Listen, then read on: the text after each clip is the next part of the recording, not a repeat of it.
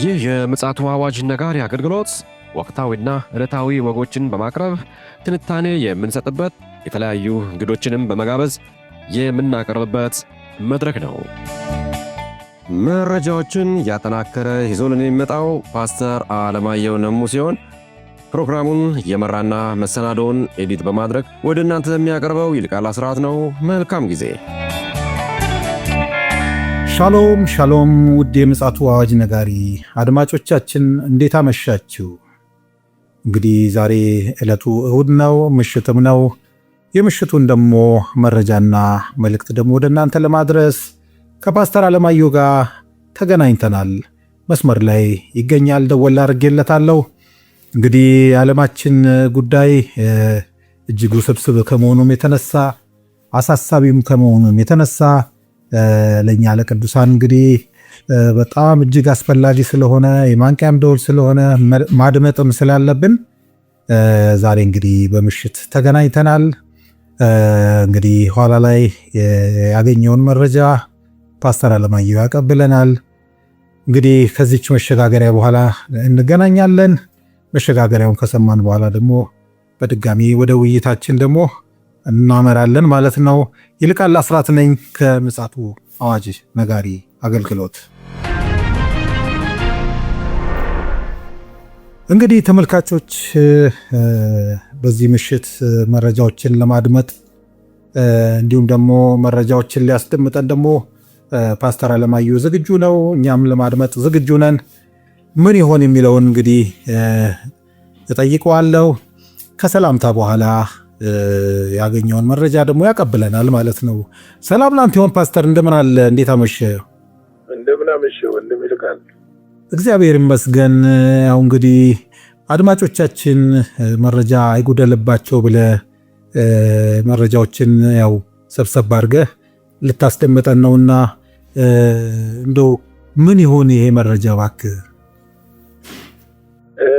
እንግዲህ በመካከለኛው ምስራቅ ዶናልድ ትራምፕ ያቀረቡት የድርድር ሀሳብ እንደነበረ እናውቃለን። ይህ የድርድር ሀሳብ እንግዲህ እስራኤል ተቀብላው ነበረና ሐማስም ደግሞ በውጭ ያሉትና በውስጥ ያሉት እየተወያዩበት እየተነጋገሩበት እንደነበረ ታውቋል። ነገር ግን በመሀል ዶናልድ ትራምፕ ማስጠንቀቂያ ሰጥተው ነበረ። እስከ ሰኞ ዕለት የማያሳውቅ ከሆነ እርምጃ እንደሚወሰድ ተናግረው ነበረ።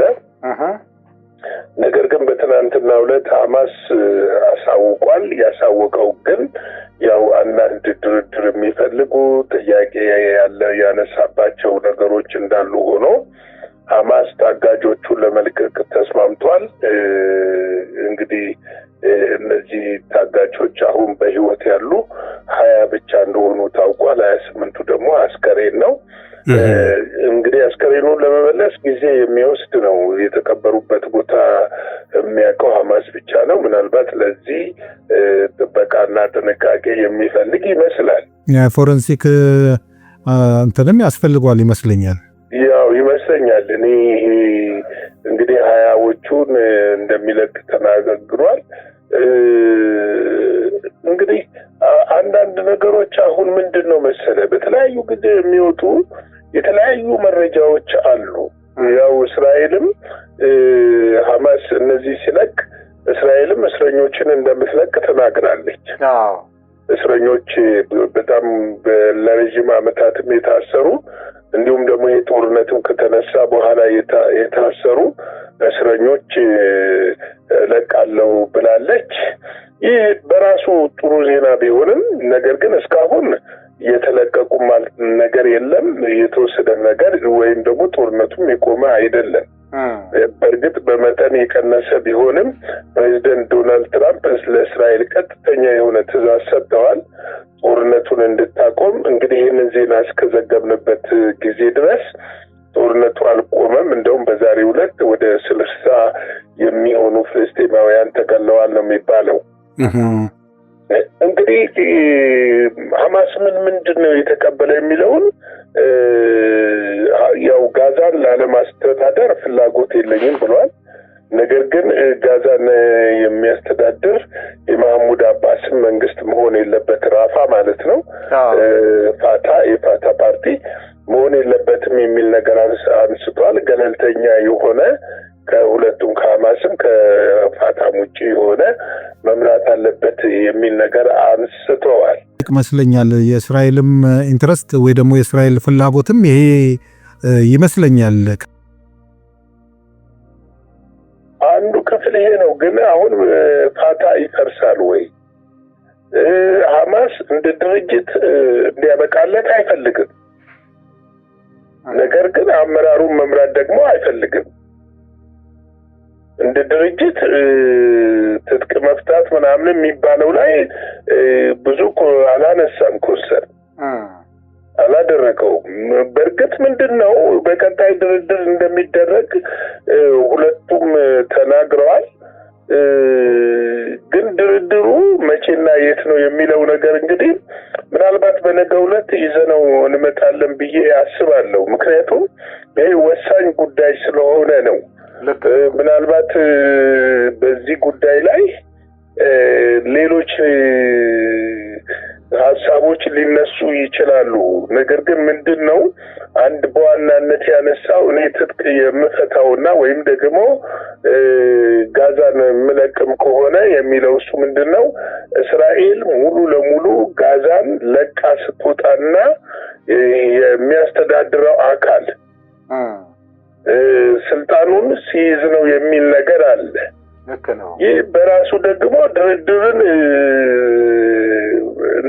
ድርድሩን ገና ወደፊት መደራደር ያለባቸውና ምናልባትም የቀረቡትን እነዚህ 20 ምናምን ሐሳቦች ላይ አሁንም ጥያቄ እንዳለው ነው ሐማስ የሚያነሳው። ምናልባት ከዛ ውስጥ እሱ እንደተቀበለ የሚናገረው 10 ነጥብ ብቻ ይመስለኛል።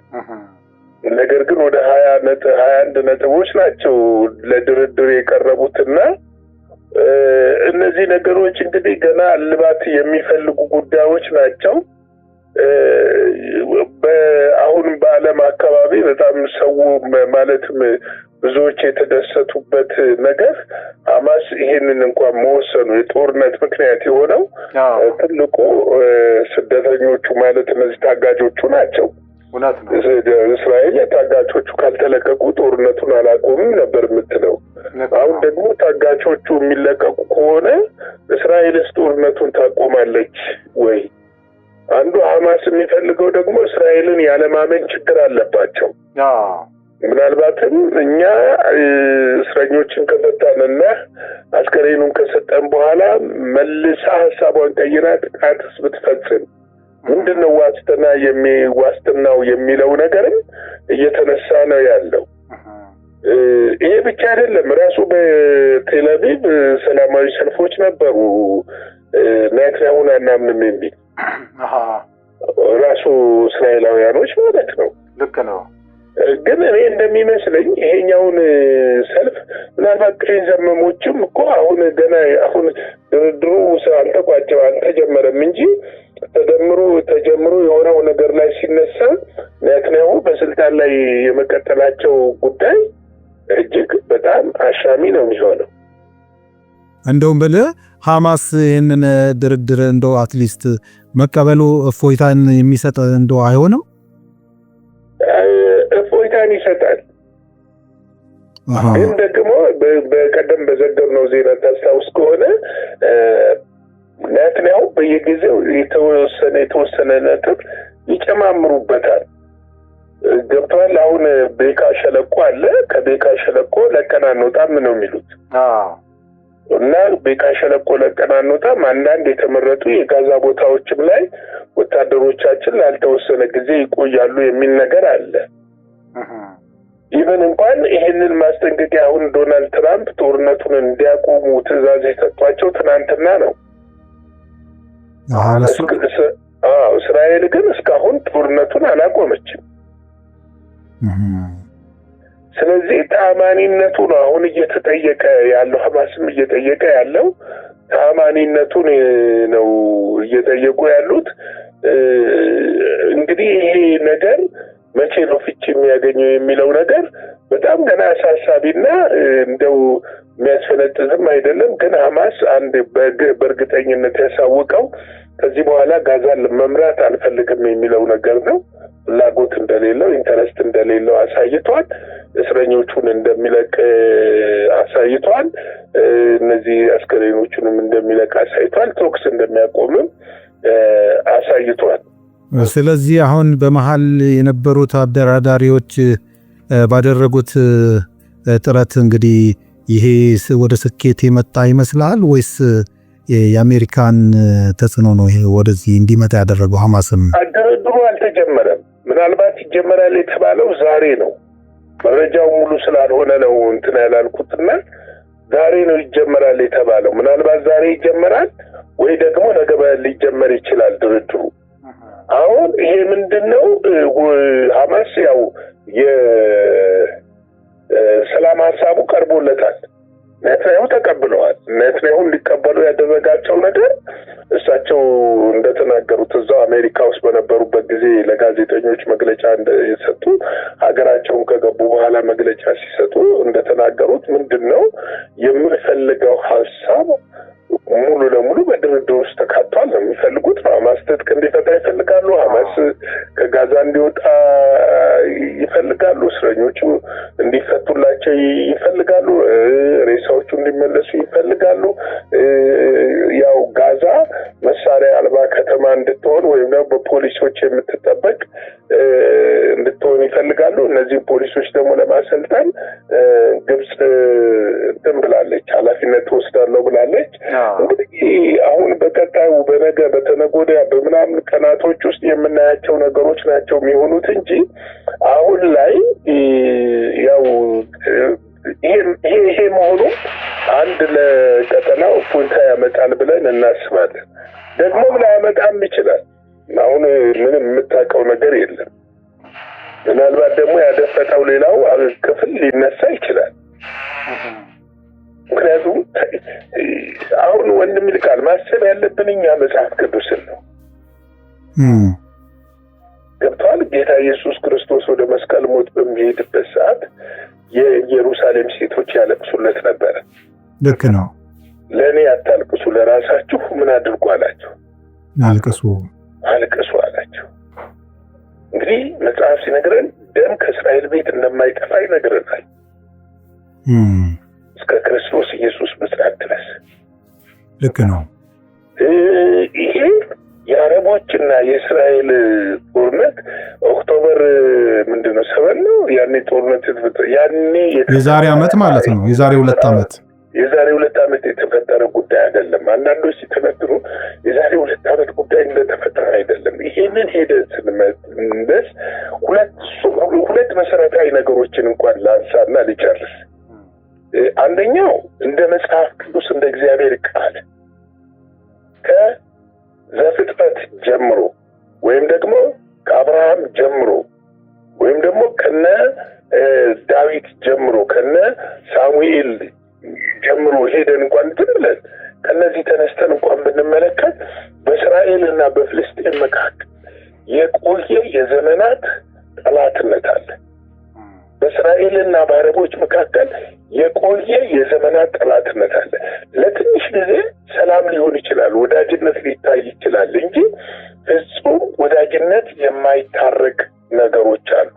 እነዚህ የማይታረቁ ነገሮች የሚታረቁት የእግዚአብሔር ልጅ ኢየሱስ ክርስቶስ ለ1000 ዓመት መንግስት ለመግዛት ሲመጣ እንደሆነ አንዱ በዚህ ላሳይ።